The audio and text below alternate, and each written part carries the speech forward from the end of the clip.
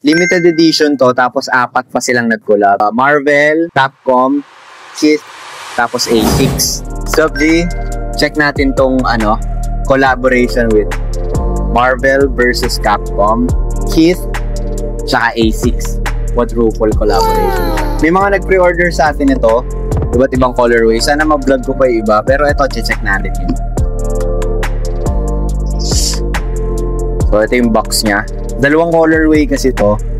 Isang Iron Man, tapos isang Mega Man. I-order sa atin. May client na tayo dito eh. Open here to start. Guys. Tapos player 1, player 2. Dito meron siyang comic book, tapos may chance magkaroon ng card. Pero naka-sealed siya. So, bibigay natin kay client yan na naka-sealed.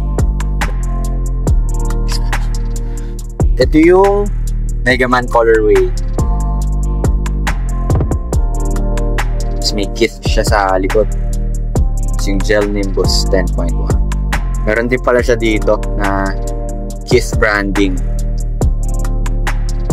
Tapos dito sa loob meron siyang Marvel versus Capcom.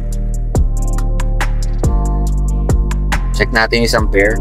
Ito yung Iron Man naman. Yan na guys, papel pa lang, panalo na. Ito yung second pair, yung Iron Man colorway. Halos same lang din siya, no? May Kith branding dito sa likod. Gel Nimbus. Ito din. Ito lang yung naiba. A6 instead of Kith. Pero yung kabila niyang pair, siguro yun naman yung may Kith.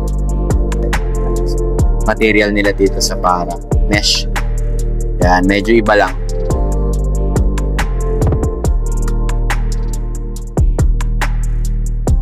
Parehas din sila may Marvel versus Capcom na so, di pala.